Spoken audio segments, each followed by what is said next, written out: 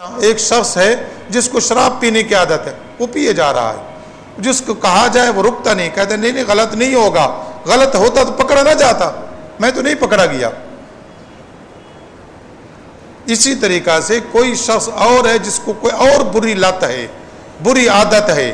हम में से हर शख्स समझ सकता है कि मेरी एक बुरी आदत है और उस बुरी आदत में फंसा हुआ हूं और उसको छोड़ता नहीं हूं, और जब मुझे तबलीग की जाए तो मैं कहता हूं ये बुरी आदत है ही नहीं, अगर होती तो मैं तो कब से कर रहा हूं।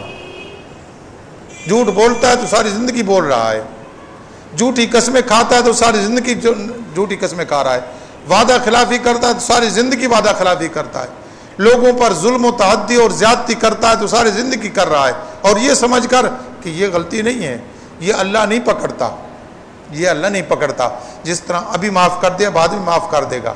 अल्लाह फरमाता है हमने तुझ पर हाथ नहीं डाला इस वजह से नहीं कि हम तुझसे राजी हैं और कभी नहीं पकड़ेंगे, हम तो नाराज होकर तुझे छोड़ दिया है।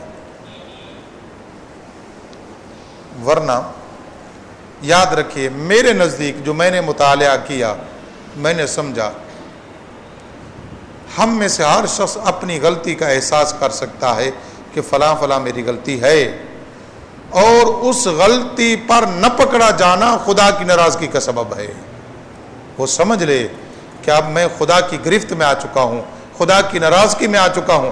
वरना अल्लाह की आदत करीमा, अल्लाह ताला का मामूल ये है कि अगर उसका कोई मुकर्रब बंदा, उसका कोई महबूब बंदा और उसका कोई करीबी बंदा गलती करता है, एक मिनट नहीं लगाता, फौरन पकड़ लेता है।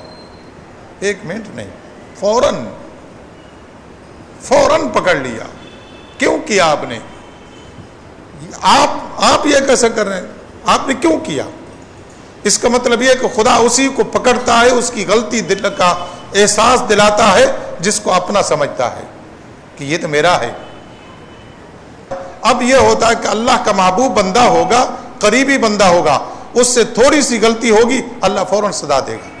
फौरन वो सजा नाराजगी की वजह से नहीं होती, समझाने की खातिर होती है।